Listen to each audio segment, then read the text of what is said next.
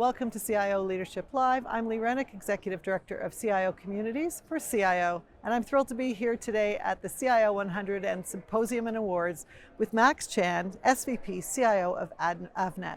Max, thanks so much for joining me on the show today. I really appreciate it. And congratulations to your award-winning CIO 100 award of your project. So could we kick off first by maybe you could introduce yourself, tell us a little bit about your role, and then maybe tell us a bit about the project. Absolutely. First of all, thank you. Thanks for having me. I'm really proud of the team. Right, I think this is the fourth award that we have won in the last 5 years. So congratulations. Very happy with the many projects that the team are doing, and obviously they are delivering business value and a lot of innovation with it. As CIO at Avnet. Maybe let's talk a little bit about Avnet because it's not exactly a household name, right? Okay. We are one of the largest technology distributor and supply chain solution provider.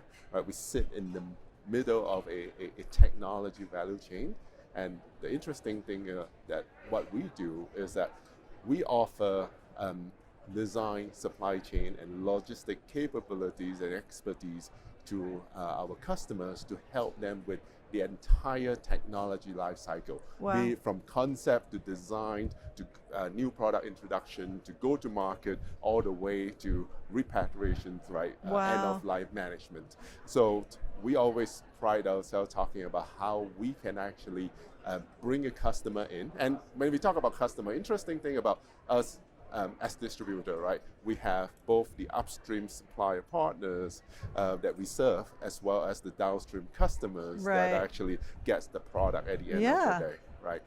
So we always pride ourselves for being able to bring in any of our customer into any part of the life cycle and then scale from there. So very exciting, and obviously as a CIO, I'm responsible for not only the IT aspect, for the organizations. I also run the digital transformation, the digital strategy, and I also manage a SI company within our portfolio that delivers solutions to our customers within the space that we deal with. Right, so you're really then acting in both areas, really connecting up that technology base for the company right across the board. That's right. Congratulations on the award. And we were just chatting before we started recording about the importance of data. And you were here asking me, what do you hear? And I said, well, what I'm hearing is that a lot of the CIOs I've spoken to during COVID put a lot of their data into the cloud. You know, that was a solution for that time that made sense. But then now they're really evaluating it and they're looking at those costs around cloud, where they need their most important data on the edge. And a lot are saying now they're looking at repatriation or bringing their cloud back on, or their data, back on prem. So would love to hear your thoughts about that. You know, lucky thing is that we're not 100% in the cloud, right? And we're facing the same challenges that everyone is seeing. Cloud, if you don't manage it well, it's going to be very expensive. We learned that earlier on when we started our journey, our transformation to the cloud, and without putting in the proper FinOps capabilities and overall governance, etc. What we found is that, oh my God, the costs really skyrocketed, and later we actually put that discipline around it, implemented FinOps, looking at how we can optimize. Now we are getting it to the right level. But like I said earlier, we're not 100% in the cloud. We are focusing on use cases that truly leverage cloud-enabled capabilities, right? And we prioritize those workloads and bring that to the cloud. Right. The rest of it is really a matter of what it makes sense. Right. Some of it we still keep internal. In fact, as we are talking about generative AI and large language model, right?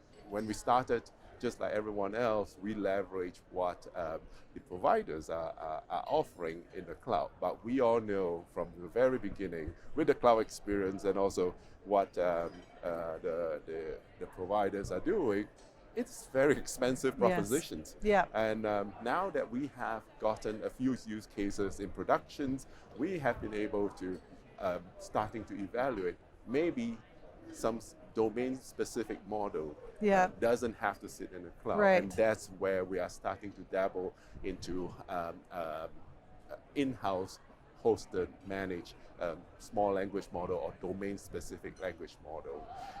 And this really is in line with many of the research that I think IDC has published as Yeah. well, thinking about, hey, with the compute, with the power, with the cooling, and also the sustainability agenda, right? Yeah.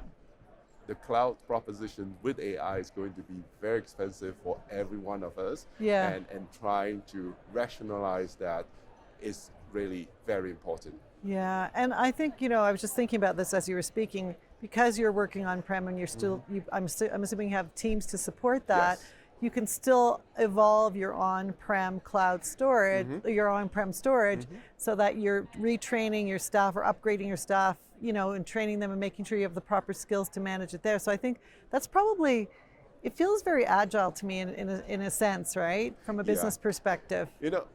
It's both agile and it's also a necessity for Yeah, us, right? yeah. Because as far as a distributor is concerned, we are a low margin business, Right. And if you're thinking about it, IT actually is as much as 25% of your operating income Yeah.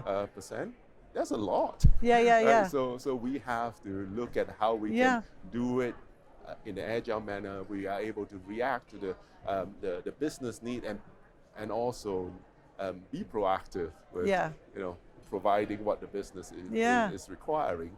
And there's no other way than to really embrace it ourselves, train the internal team.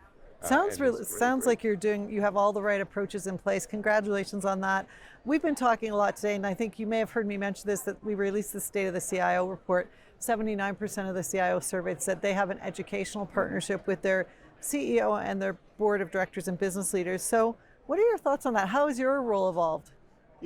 I think I've been with the company for close to 12 years, and I've been CIO half that time. Right. For being the company. So I have had great relationship working with the current CEO since I joined the company before I became the CIO, right? And a few years ago, when cybersecurity is such a hot topic, we started that motion of educating the board, Yeah. educating the executive team, the importance of cybersecurity. That has taken on further to focusing on digital transformation, AI, etc. So yeah, I mean that is critical, and I think for many of my CIO peers out there, I think you probably have seen that if you do this well, just like what they're saying, your board members will probably invite you to be an education agenda for the Yeah. other boards as well. And Yeah. I have that privilege of being able to go to other boards and talking to them about our AI journey. Back to the point about agility and being practical about our approach, right? Because out of necessity, Yeah. people loved our story, talking about how we started with AIs about 7 years ago and how we accelerate with generative AI in the last year or Yeah. so. And they find that a lot more practical, a lot more approachable. It's not the consultant speech that they get or the people who have gone so far ahead. Right. They struggle to see how they have bridged that gap from here to light years away, right? Yeah. So yes, that is definitely a trend, and I think it's really up to IT leaders, like CIO like ourselves, right, to be able to position ourselves that way, to be proactive Yeah. in becoming that education partner. Yeah, especially with the democratization of generative AI, everyone Yes. knows about it, right? So it's like kind of when the stuff cell phone, came out, all of a sudden it was a democratization. Absolutely. That's really interesting. Well, we are, as you mentioned, learning a lot about how IT leaders are working with generative AI. What I'm hearing is more internal productivity first, and then if they do have like a customer base service industry kind of thing, they might be doing the chatbot stuff or that kind of thing. Just wondering, you've talked a little bit how you're working with it. Obviously, you were working with a lot of LMs, language models prior to generative AI, so you're in that space. Really, what you think the tips might be for 2025, or what trends we might see going into it? Any thoughts there? No, I think, just like everyone else, we started with use cases that we can control, right? So internal use cases, be it content generations or sentiment analysis and stuff like that. As we get that under our belt, we feel more confident and comfortable about it. Then we dabble into other areas. Take, for example, we have a use case which is very exciting about cleaning up our data. Right. So leveraging generative AI as well as non-generative machine learning to help us identify description inaccuracy or incorrect classifications, and then identifying it, cleaning it up, regenerating those descriptions. While this might be driving internal productivity, because think of it this way, as a distributor, right? At any one time we deal with about 16 million parts. Right. And those keep coming in.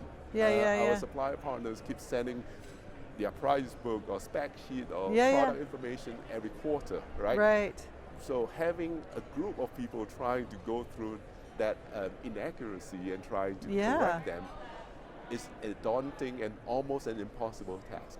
And then using that, right, if you're talking about those inaccuracy mounting to about 15%, right, generative AI is able to then, or AI and generative AI, helping us clean it in 24 hours, that 15%, that helps us with 15% more chances of conversion. And that becomes an external customer experience improvement, etc. as well, right? That is just one of the many examples that we have. The other one is on our design services. What we do is that we have a design hub that provide customers self-service capabilities to create a board diagram and then turning into a spec sheet and a BOM list, etc. This was a project that we won last year for the Design Hub project. And now with generative AI, allowing the customers to now ask questions like, all right, help me reduce the physical footprint by 30%.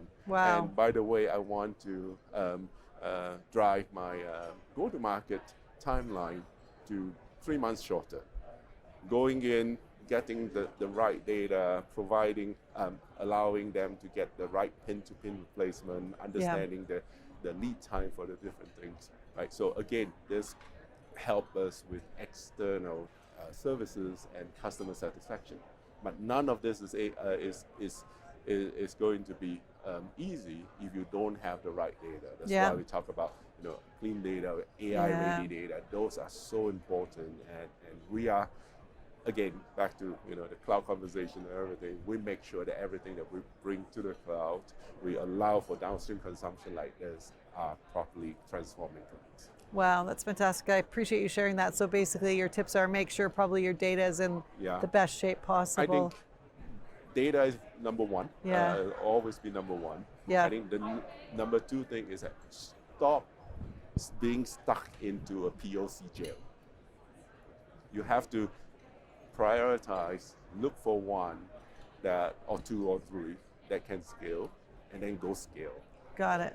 Because if you don't scale, you're going to be working with hundreds and hundreds. And I think I saw one of the IDC report as well on that everyone may be dealing with like 39 POC a year, and then only 5 actually goes to productions. Why deal with the 39? Instead, focus on the 5, and then go scale 1 or 2 of them. That is where it should be. And number 3 is there are so many providers and so many models out there. Pick one, because at the end of the day, right? Pick one, learn from it. If you need more, then decide what to do from there. Don't just try everything, because then it goes back to the number 2 bullet point, is you're going to be stuck in the POC jail. That's fantastic advice. Thank you so much for sharing that. I really appreciate it. And I appreciate having you on the show, Max. Thanks so much. Thank you.